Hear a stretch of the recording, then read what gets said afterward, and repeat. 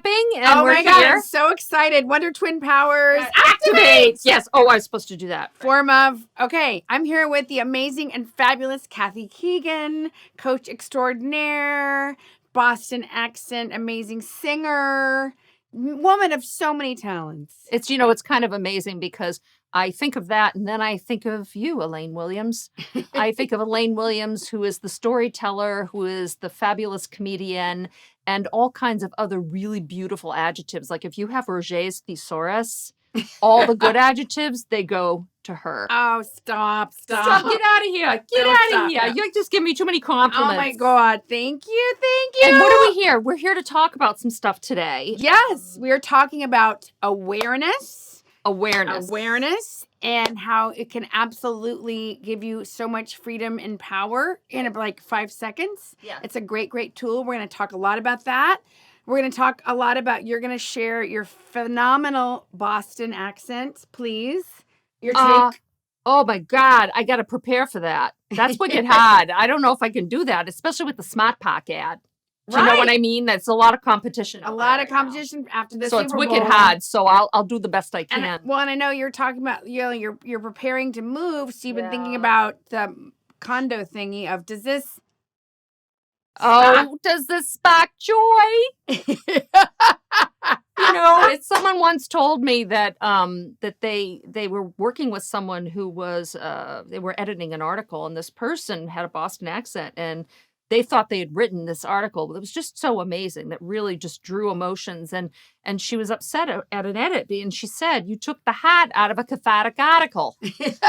And to me, that's just poetry. It's just beautiful. Actually, I love accents because I think they're musical. I love, we're moving to Chicago, which is new Chicago. I'm going to have to work on that accent too. I love all the different accents and regionalisms. To me, they're just beautiful. I do love it. And one of my favorite things, one of my weird things people don't know about is I love when I'm meeting somebody, if I notice, I love to try to guess where they're from. And especially sometimes you hear like smash up. Sometimes you're like, ooh, I'm getting a little bit of Texas twang, but there's a little bit of Surfer California in there too, or whatever. I'm just fascinated about ears and how that comes about. And so, but thank you for the Boston accent. I love that. And our friend Sheridan, she was talking about, are my socks really mad at me?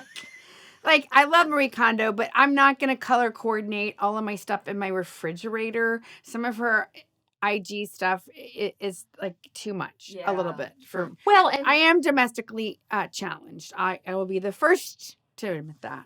I know I had to say that to my aunt over the weekend. Oh, it's interesting. I say aunt and aunt. It depends on who I knew them as.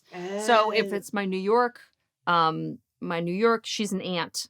So that's Aunt Joan. Kathy, how are you? And if it's any of my Boston aunts, they're aunts because I grew up saying that. Boston aunts.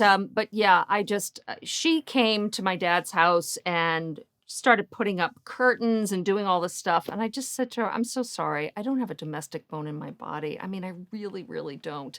And, my mother was someone who ironed everything. And, I don't have, I didn't get that gene. That wasn't passed down to me. So I'm with you on that one, sister. Yeah, and sister. So I think there is a sparking joy, but remember, there's decision fatigue too. After a certain period of time, you just want to throw everything out because you're just so tired of trying to decide. That is a great segue to what we're talking about today, which is awareness, which is, it's a huge thing, but our goal with this fabulous, amazing podcast is to, be entertaining, educational, and inspiring. And there are two broads who are sitting here who have done a ton of personal development work, training, coaching. We're constantly coaching and being coached, being mentored, stretching ourselves. And so we just love the whole concept of awareness because, for example, I was at this dinner party the other night, and it was so interesting. We were going around talking about our dream and our obstacles, and so many people were like, this is my dream and my obstacle is me. And isn't that always the case? And it's so easy to say, I don't have the time, I don't have the money, but so many times we are the obstacle, and the power is being able to know that and then possibly shift it. So one of the things that you were talking about, which I'd love for you to talk more about, is the whole judgment journal. Oh yeah. The idea, it's all around awareness and just starting to see things a little bit more clearly. So early on when I was studying to be a coach, part of the training for being a coach, there actually is a lot of training involved in that. But part Yep. of it was someone challenged me to keep a judging journal. Now there's a difference between judging and judgment. Judgment is having the ability to look at a bunch of different things and say, oh, okay, based on this information, Right, like this is discernment. right, discernment. Whereas judging is you're wearing that. Um, and I realized I didn't understand until I was challenged to do this how much of that I had going on in my head, like 100% of the time. So I leave my apartment, I take the elevator down, I get to the bus stop, and I realize I cannot keep a judging journal. It'll be a full-time It, job. it would be me dictating what was going on in my head 100% of the time. And because it was sort of like, well, I'm not sure really I like this lobby. And it was just all these negative things. And again, it's kind of where you default. You're always kind of calibrating, looking around, just saying, wow, there's a crack over there. That doesn't look very good. I wonder when the mail's going to come. Wait a minute. Could you have opened the door for me? Like, that would have been nice. And What am who's I, on the chopped bicycle liver? over Right. there? You're not even looking at your kid. So all of this dialogue is going on in my head. And so once I had that awareness, I could start looking and kind of thinking about what was going on up there. Because I think I've said this before. Our brain uses 20% of our energy. Right. And I love to talk about that when I'm working with my clients is our brain's job is to decide, is this important? Is this not important? Do I need to remember this? Or I can file this away. And which is awesome. And it can be very limiting, right? We make instant judgments. This happens in like a 0.003 seconds Yep. of 3 seconds of this person is good or bad, or this is right or Right, wrong or right. whatever. And a lot of times it's very, very limiting. Yeah. And it's exhausting, right? Like, you were coached to do the judging journal. I remember when I was training with Ep4, I was going out to California off and on for 5 years. I did all 3 of her intensive coaching certifications, which was awesome and woo, a lot. But she would put us in, we would have to be silent for like a whole weekend. And so there is nothing like getting present to that inner dialogue. And I remember looking in the mirror and I remember looking and thinking, I look gray because I was beating myself up. Like my inner dialogue was so brutal against myself. Mhm. And I remember getting present to that was like, oh, like, nauseating, but also like the first step is awareness, but then you can shift it, right? Yeah. But, she would put us into silence a lot. And it was, wonderful and challenging. But, we've talked about how you would never be friends with anybody who spoke to you the way you speak to yourself. Right. And so, that's part of awareness. And we talk about this all the time about what about the reframe, right? So many times things happen and we make an instant, judgment. And a lot of times the decision we make is not empowering. Right. And then we walk around with these trunks of judging dialogue stories that don't serve us or the people in our lives or the world, And It's so, true. that's why we love talking about awareness. Right, because that's what's freed me up. I wasn't when you start to listen to what's going on in your head, when you start to hear yourself think, then you get to see exactly what you were saying, all those things. And it's not all negativity. There might be some good ideas in there, but to me, it seemed like it was just a run on sentence and I didn't make a distinction. And then once I saw it and realized how much time I spent just making little comments, and again, they happen in an instant. And remember, we are wired this way. Right. So it's not like I'm making up negative things that I can think about. We are wired this way. We have whatever it is, 56,000, however many years you think we've been on this earth. I don't know how long that's been, but we are wired for safety. We are wired to be alert. And so the way it translates in modern day language is, what are you wearing that for? Or you've got holes in your pants. It's 3 degrees out, and so that's our modern day way of sort of being protective. or being Right. Well, aware of what's around us. So it's not so much that it's a crime to do it. It's that if you don't know you're doing it, there's a lot of energy that you're using that you could actually conserve and use for be something freed up. better. Right.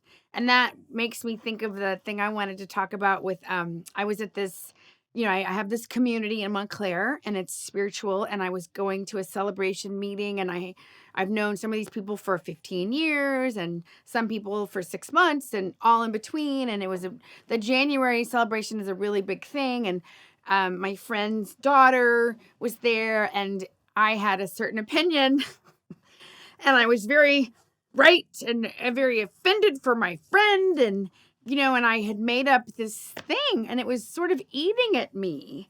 And I'm so grateful that I paused, and then I called a trusted, committed listener. Now, this is not somebody in your life that is going to jump on the gossip train with you. Right. This is not an Eeyore person, or this is not a person who's just going to go, no, you're great. That's not a Pollyanna, but a trusted, committed listener, somebody who is not going to blow smoke up your hoo-ha. Wow.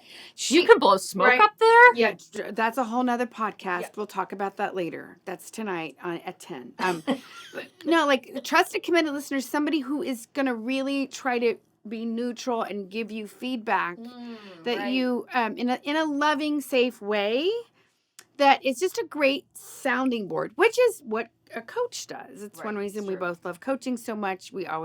She talks me off the ledge many times. This is Kathy K. Anyway, so I'm speaking with, I called up this person who is also part of the community, and I said, can I just run something by you? It's been eating at me. I know deep down it's probably none of my business, and I don't think our mutual friend needs to hear my whole theory on this, but can I just say this to you? And it was so great because I said, and da-da-da, and this, and this. And I said, what was your take? And her take was completely different from mine. Completely. And I was like, wow. And I'm so grateful for, whatever I want to call it, grace, God, higher power of the universe. I didn't need to be right. I needed a place that I could speak that was safe for me to say, this is my take. And then after hearing her interpretation of what had gone on, I was able to go, wow, Elaine, that's some information for you to notice your perception. Right. And how, perception, and well, yeah, we all have our views of things, and when you're in that space, you don't think that there could possibly be any other way to look at it. Right? But there's also that gut feeling that you develop over time that says, I need to, you know what? I've got to talk to somebody. And so that's what you did. You reached out to somebody. Then you've got that sounding board who can kind of say, well, what's another way to look at it? Because sometimes we're not able to do that on our own. And we just know, you can create your own little safe word. Like for me, sometimes I'll just say, you're a coach, you're a coach, you're a coach. And the reason I do that is because it shifts my energy back a little bit. Because one of the things is that we have all this different energy within us all the time. So fight or flight, more spiritual energy. We get triggered. What? And when you get triggered, again, understanding what's going on and being aware of what's happening allows you to somewhere just say, I'm just going to say this word over and over again, or I'm going to pray, or I'm going to breathe, pause, or I'm going to run out of the room, or I'm going to curl up in a ball. But so that you don't end up sort of saying something you don't want to say, or having like this big blowout, which you might have had because you had this opinion on something, and it was definitely how you felt, and it's all you could see at that moment. Mm-hmm. And so having that, you called it a trusted committed listener. And I'm so grateful that I was able to kind of, and then laugh at, wow, Elaine, your perspective might be a little warped there. And I'm so grateful I really felt the need to tell my friend about her daughter, blah, blah, blah. And I'm so glad I didn't, for everybody's sake, Yeah. And I don't consider myself like a busybody or but in that moment I was, really kind of wound up or triggered. So that, there's always more to look at for my own stuff. Right. But I just think that having somebody in your life, whether it's a coach or a friend or a neutral priest Right. or And that's whatever. key. It's got to be somebody that's neutral, because there are also people that you call them up, and the first thing is, you thought that? I can't even believe, so that's, I think Or it's just the gossip train. it's part of sort of developing in your life just where you want to go. It doesn't mean you're never going to go on the gossip train. There are times when the gossip train is so alluring. How do you stay away? So you may decide to go on the gossip train, but you knew in that moment that you needed something different. Right. And so that's some of what you do in as you live your life, is you start to cultivate different kinds of relationships. Not every person is everything for every situation. Yeah. You've got the people who can listen. You've got the people like, can I dish with you on something, because I just need to get this off my chest, because that person can handle it. They're not going to repeat it. And it's a way to release, right? That's the whole thing, is that we're always talking about different processes and different ways to release things so that they don't stay inside us, so they don't ferment in us and become something much larger. It's like if you have a hangnail and someone else has cancer, you still have to treat the hangnail. Because if you don't treat the hangnail, it becomes a big, huge something very ugly and infected. And then so we still have to take care of what's in front of us. Yeah. Even when there is other bigger stuff, or I don't know if I'm even making my point. You totally are. And I just love it. I just love it. It's just like, these are tools that we are giving today because we want to help people. And I know, we were talking about, I've been an entrepreneur my whole life. I was the top candy seller for Campfire Candy in San Antonio, Texas, when I was a little girl. And I ate a lot of that too. But I sold a lot of candy going door to door. I loved it. And, I've been an entrepreneur ever since. And especially I think women internalize things in my experience of coaching with women. And I was in this fancy thousands and thousands and thousands of dollar mastermind, and I had the courage to try to do a webinar.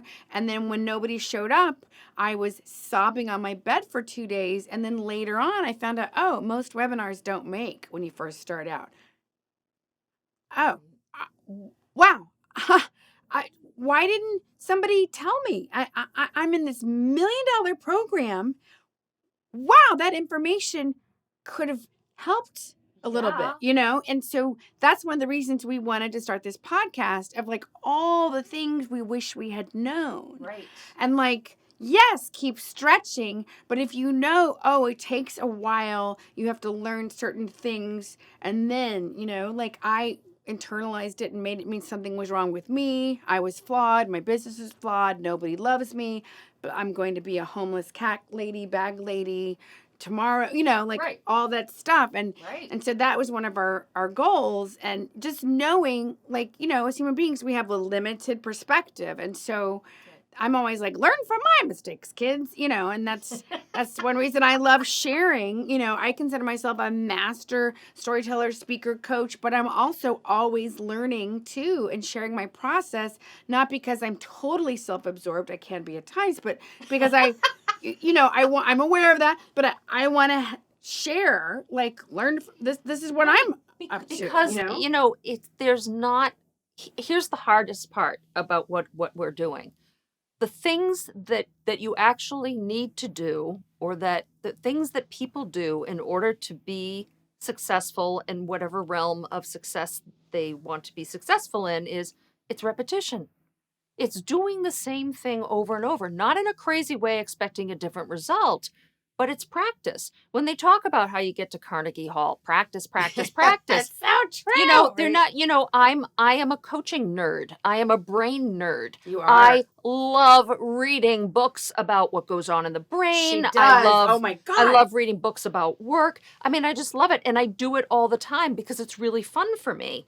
And other people don't think that's very much fun. That's fine. You don't have to. Right.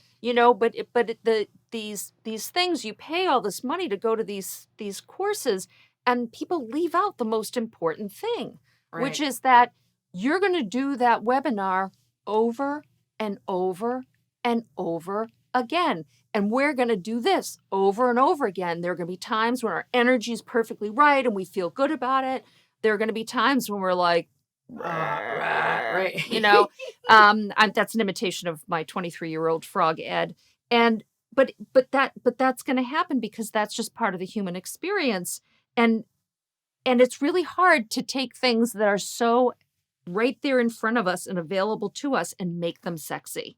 Like, how do you make breathing sexy? Right. And yet, for me, it's one of the most important things I do. That's what I talk about. I was just coaching somebody who had to go to family court. This was her 7th time. She has been through so much. And she was so hung up on the words. And I kept saying, it's not about the words. It's who you're being.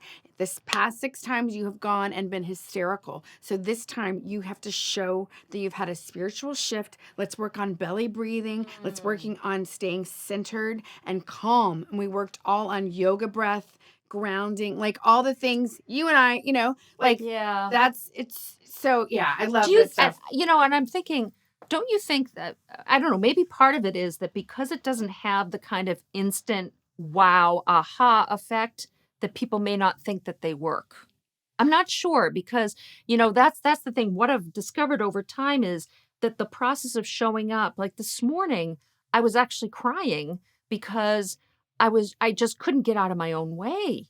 I just felt so stuck. And so I showed up for my meditation, but it was like, meditate, meditate, meditate. I had a notebook nearby and, and I showed up for it. I showed up for breakfast. I kind of dragged myself through.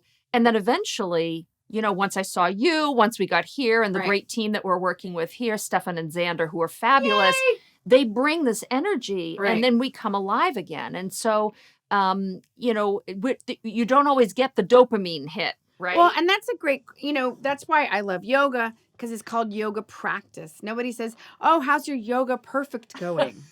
Right? Like, and there are some classes where I am landing, and I'm like, oh my God. And there are other days I'm like, whoa, and because I've been practicing for over 10 years, I started when I was 2. So young. I know. Stop. No, don't. No. I've just learned that my body is different daily. And I've learned that. And I had a meditation teacher that used to say, seat time is never wasted. So the intention to meditate, whether you were like, wah, right? We want to levitate. We want the whoa, right?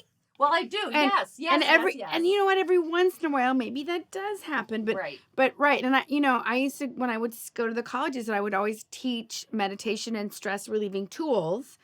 After I'd tell my story and stuff, and I would, and I used to say, it's easy to discount this because it's breathing. It's not a sexy app. Right. But I also think that there is a trend towards more internal stuff. I'm hoping. I mean, just from what I've seen.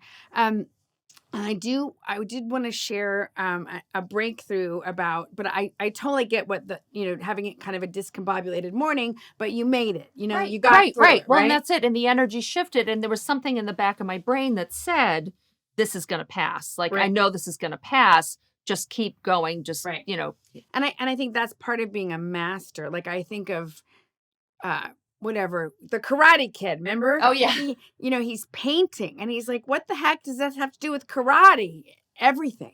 Right. Yeah. And so how you do anything is how you do everything, right? And so, but one thing I wanted to share along the lines, I think this is along the lines of, I've been, I started doing stand-up comedy in 2005, and then you are wicked funny. Oh, thank you. That's what we would say oh in my Boston. God. You are wicked funny. Oh my God, I had such a fun set. Oh my God.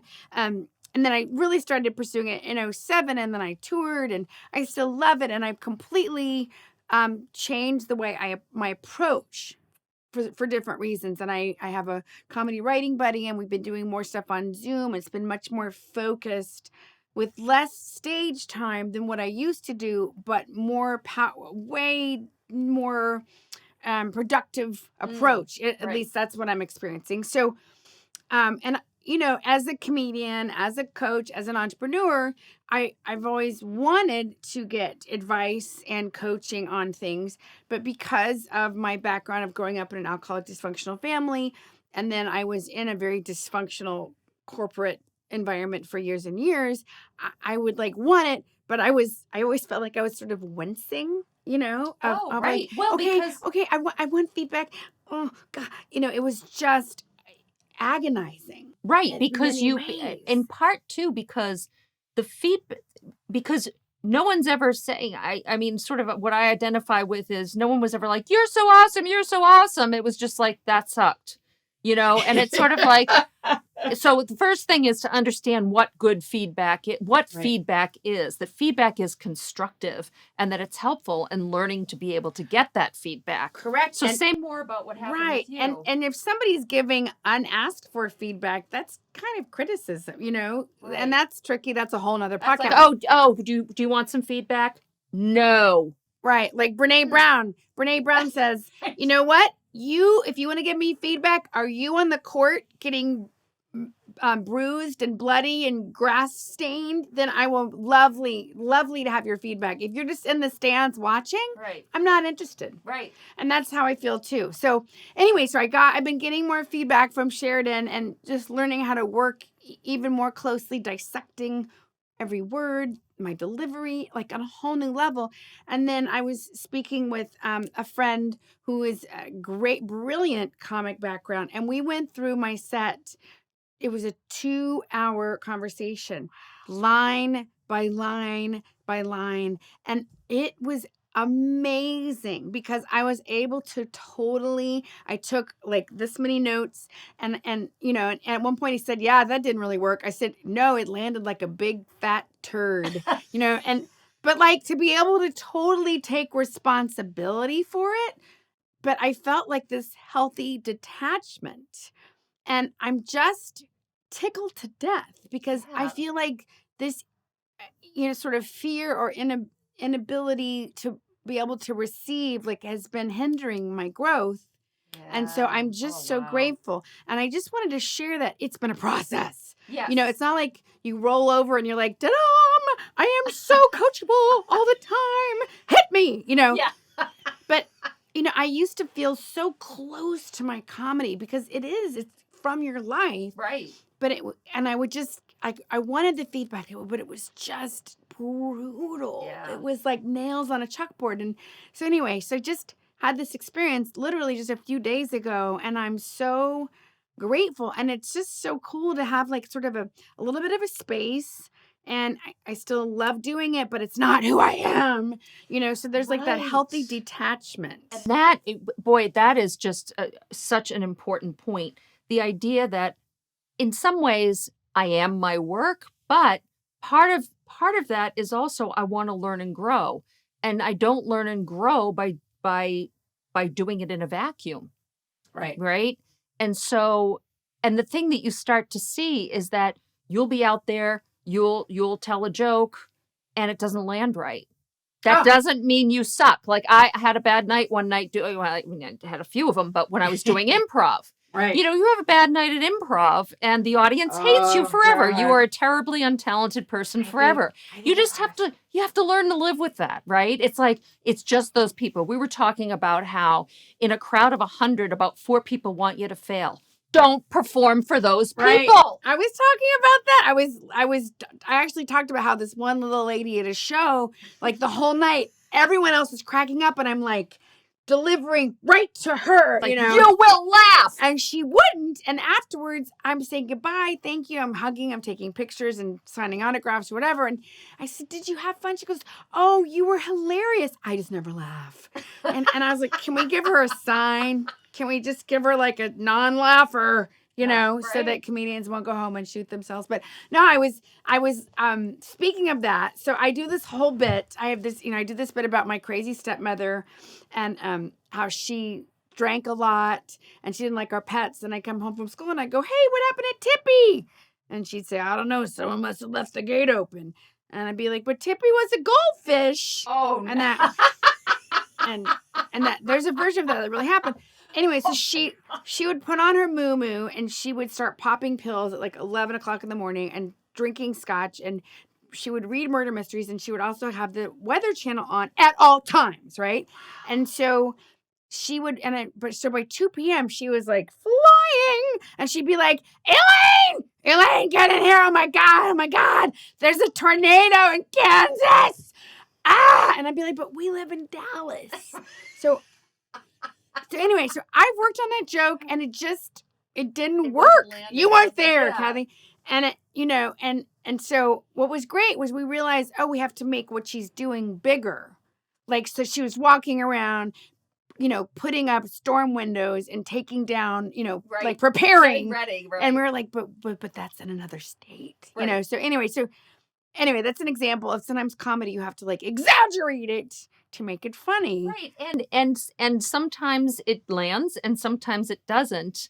And it doesn't mean it's not, it's a work in progress, just like anything we do. Right. And that's why I teach saver lines, which are a great way because, pros are used to, when you've been doing it for a long time, even like Stephen Wright, he says, yeah, it still sucks when you try something and then 500 people are just looking at you. He said, no, I don't enjoy that, Right. And that was so refreshing for me to go, wow, this guy who is a master still has jokes that don't always work. You don't always know, know? So that was refreshing. That's fantastic. But yeah, and just knowing like, okay, I just have to work on that some more. Or maybe it's delivery. Maybe it's this. Maybe it's that. There's so many factors. But that's why it's great to have saver lines, which are lines. Yeah, say that. This is a really good tool if you're a speaker, trainer, author, coach. It's a line that basically tells the audience, okay, you didn't laugh. I'm fine. You're fine. We're moving on. Instead of like, because, we've all been there where you watch a speaker and you're worried for them. Yes. Oh, my God, are they going to make it? Are they breathing? Oh, my God, they're so nervous. And then if you're a coach, you're like breathing for them. And like, it's like I'm a wreck when, because I'm so empathetic. So a saber line is like you say something like, but the tornado's in Kansas. We live in Dallas. Nothing. Well, my cat thought that was funny. Or, well, that was hilarious this morning in my car. Great. Or, you know what? I'll wait. And then, or, well, some of you will get that later on the way home. Like, oh, yeah, we used to call them refrigerator jokes. Okay. That's just like late at night, you open the refrigerator door and all of a sudden it's like, right. Then you get, you finally get what the joke is. Right. Yeah. Right. And so a saber line, basically, sometimes that gets even a bigger laugh, Yeah. And it's just basically saying, okay, you know what? You don't have to worry about me. I'm fine. You're fine. Let's move on. And what you're saying about that is the whole idea of that is the true meaning of the word authentic. What you're doing in that moment is just calling it what it is. Acknowledge. Saying, oops. It's kind of like oh, my bad. And if people are able to just acknowledge that, so you've got someone who's up there who's like, and they could just say, oh, I'm just a little nervous. They've just let it out. Again, they've released something into the wild, and it helps them to be able to continue on with what it is they need to do. Any kind of, whether it's comedy or speaking or whatever, it's a conversation, right? And so, like, I was just shooting with my fabulous client in Philadelphia.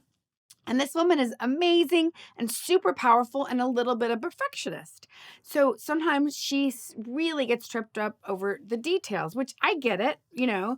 And I keep saying, don't worry so much. The lighting I'm sure is not perfect, but I want your authentic, your fabulous accent. I want you to tell us about your amazing tours and what people are going to experience and say these beautiful words from your country. And it's so authentic because she's from this amazing country. And it's not, I said, anyone who's getting tripped up with, oh, there's a little bit of a shadow, that's not your ideal. Not your people. It's all about, your authenticity, your heart, and you love sharing Italy, your beautiful country, with your people. That's why you have this successful business. That's why people repeat business with you. That's why you're really growing. It's about the authenticity. And I love that you brought that up because we love to make, I think there's certain buzzwords like, oh, it's so authentic. I'm so authentic. You are just, You're so authentic. And all of your we work together is because we are authentic. Yes, and so transformed and Transparency, full transparency, full disclosure. right. So yeah, there are a lot, so there are a lot of words that, a lot of things that we bounced around. right. And what does it really mean? What does it mean? It just means speaking from the heart, because if you're not doing that, then people can tell. People can tell when I'm being presentational, because it's almost like it's a different voice. Mm-hmm. And I was just thinking about how, it would be like, so when, and nobody wants that. People just want to hear what you have to say. Yeah. Now, are there going to be haters in the audience? Right. There are at least 4, right? Out of 100 people. We know this statistically. So that's okay, but don't perform for them. Remember, we're negatively biased and wired. Okay. That's part of our human wiring. So we're apt to think more and recall more of the negative because that helped protect us. Right. That's way how we back survived, when. Right. It's right? how we survived. So don't get mad at yourself for that. Just understand that that's one of the reasons why. And that's why we cue into that negative energy, because we're like, that person isn't safe. That's why, marketing headlines, instead of saying the 3 things that will make you happy versus the top 3 things that will kill you under your kitchen sink tonight at 10. What are we going to, right. Get me those 3. I want to know what they are. What happens, unfortunately, with accidents. Yeah. The rubbernecking, right? it's a human thing. We can't not look. Right. And just knowing that and having some compassion, right? Is so important. Right. And just saying that's part of my human experience, and again, the still human part of being human, this is, awareness has been a lifesaver for me. And there are varying levels of it too. And so you allow yourself, when people talk about the layers of the onion, I used to say, I am a prize-winning state fair onion with billions of layers, because life can kind of feel like that. It can feel like, oh my God, I have to learn something else again, but it's okay. Some of the stuff we're talking about, there was a time in my life, which I don't think I could even hear this, because everything felt so hard. It just felt like so much work. And I didn't see that it could actually get better. And then with time, you start to see, oh, some things are getting better. And then I asked myself, well, is there another way to look at a situation that is, if you're feeling bad? Gratitude, we've talked about that a lot too, is just the idea of being able to say, wow, you know what? My train got here in record time. Those little things really start to make a shift. It is. And it is a muscle. It is a total muscle, Yeah, and then just, I think the tools here, it's not so much that you use every tool that we throw out there, What? This is brilliant. No, right. Because I've got so many. I have a tool warehouse, I have a tool distribution center. You do have some great and that's what we do. We build our toolkits so that we have different ways to be able to deal with what's going on in any given moment. And it's not as much work as you think.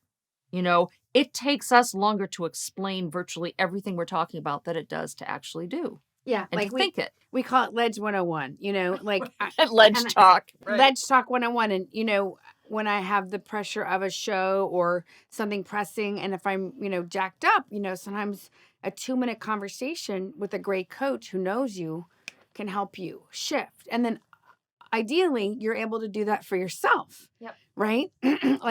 Another tool, since we're talking about tools, is I've learned this, that if you are talking to yourself as if you were coaching your inner self. So instead of saying, don't do that, say, okay, Elaine, let's not do that. Or come on, Elaine, let's get going. Mm-hmm. There's a different way that you can relate to yourself, and it gives a little bit of space. And so that's a great trick. Yeah, because applying the same compassion to yourself that you would apply to the people that you're coaching. Right. And it can be, and if it happens that every now and again, because we have those moments where it comes back in, it's just being able to say, forgive yourself, and to be able to shift. Because remember, these are all energies, right? And they're not woo-woo energies. They're there. They're there all the time. It's like if you're driving a car, you can put the pedal to the metal the whole way, but you're probably not going to get there alive because of the reality of highways, exit ramps, street lights, cops, all kinds of things like that. You're driving, you're finessing the pedal, right? So, and it's the same thing with energy that you have, is that sometimes you're going to be over the moon and you're going to be so excited. And then there are going to be other times when something just sets you off for whatever reason. Once you're aware of all of that happening and you start learning ways, know yourself better, then you can forgive yourself much faster, and just move on and just be freed to move on and make changes and do things like continue to hone your comedy act, your craft, your writing, whatever you love. Right. Yeah, I love it. It's so great. So if people are like, oh my God, this Kathy woman has so many tools, I must have more of her. Kathy is a tool. Oh no, she has tools. She has tools. How can they get in touch with me? Yes. KathyKeegan.com. I have a website and I have a thing there that you can, it's a thing because I'm in that phase of my life where we don't call them by their actual nouns. We don't use nouns. We just say the thing with the stuff. But you can make an appointment, talk to me for a half hour. I'd love to chat with you. And the same for you. How do we get in touch with you, young lady? Yes. Well, I have 53 websites at the moment. And I'm trying to reel it back in. No, that you can come find me at Captivate the Crowd. That's C. Captivate the right. Crowd. C, because Kathy is K. Right. Kathy with a K. Right, Kathy Keegan. Ks. And captivatethecrowd.com or ElaineWilliams.com. And I have lots of tools about going live and video and storytelling. And you have so many great tools about how not to be a tool. Right. Well, and with that, we wish everyone a great week, a great time, a great hour. Thanks for tuning in. And if you know somebody who feels that this would help them, cheer them up, or send it, please share this and follow us on our social media stuff. And we will see you soon, right? Wonder Twin Powers. Activate, deactivate. Deactivate.